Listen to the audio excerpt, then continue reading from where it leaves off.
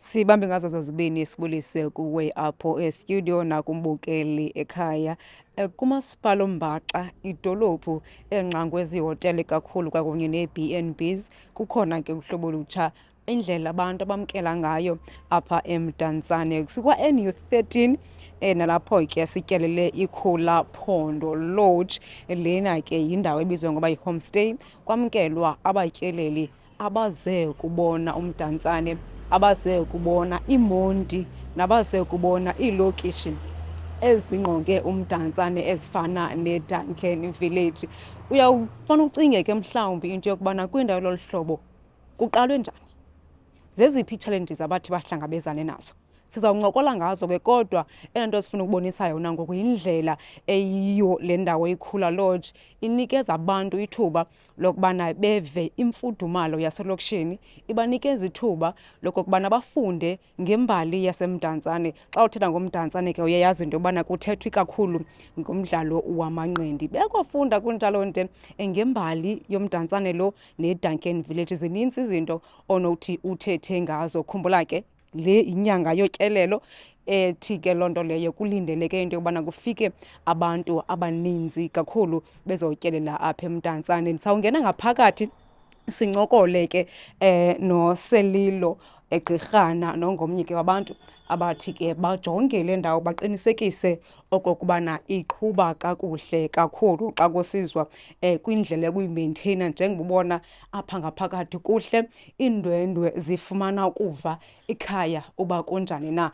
Mohluko ke kwindawo ezokubizwa ngoba zii-B&Bs kwakunye neehotele, ngoba apha kusekhaya uthi ungena nje uzive usekhaya, kufudumele kakhulu. Sizawuncokola naye kuSelilo sive into yobana niqale ngoluphi na uhlobo. Sesibona nje seyingumzi omhle kangaka lo olungiselelwe okokubana wamkele abantu abasuka kwiinkalo zonke zeli loMzantsi Afrika. Masimamkele ke uSelilo Nelamgqirhana noyintombi yomnini walo umzi. Selilo, inkosi kakhulu ngokuba ube nathi namhlanje. Sesibona nje umzi omhle kangaka, niwuqale nini, njani?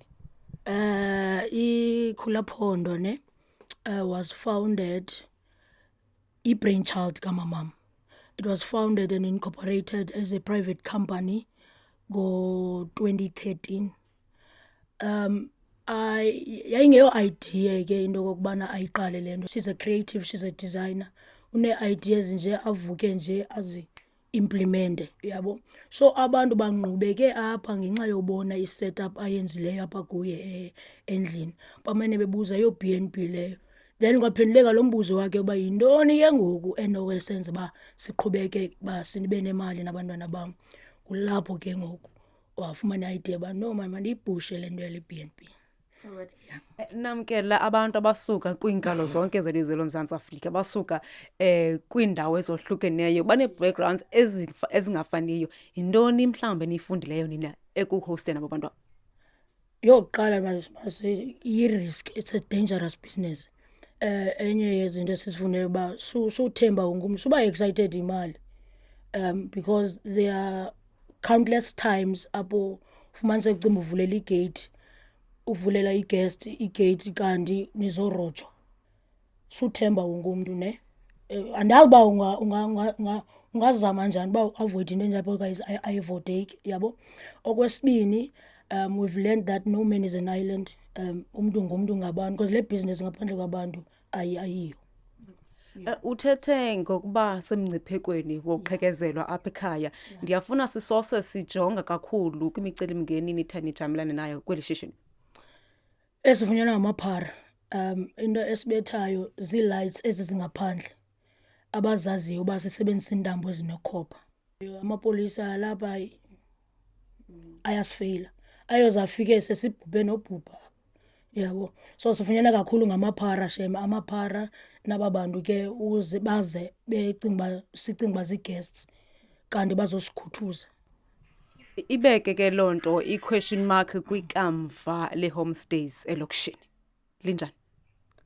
Akho kwakamva tshume, alikho tu ikamva. Yabo ihlobo ingalo ngoku le industry apha elokishini, and ingxaki thina singabantu abamnyama sifuna ukukhulisana, siyamonelana, ndiyayiva ne ibe ngathi le nto yena ingambeka ezantsi kanti inomnceda naye uba akhule.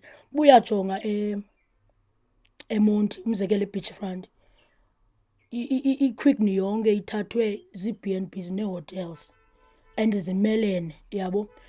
But zihamba kakuhle, ziyagcwala zonke because zinabantu abasemzini, yabo, abangamonelaniyo. So andifuna uqhatha mna personally andiyiboni tu i-future. Alright. Enkosi kakhulu Selilo, masibulele nguSelilo lowo nelam gqirhana, intombi yomnini wendawo le esikuyo uSindiswa kaGqirhana. Uvile ke nangona ingumbono omhle lo wokuba kubekho i-homestays elokishini, kodwa uthi noko imicelimngeni abathi bajamelane nayo ingaphe koqonda, kwaye ke sithi akaliboni kwaphela ikamva kulo msebenzi. Sibuyele kuwe studio.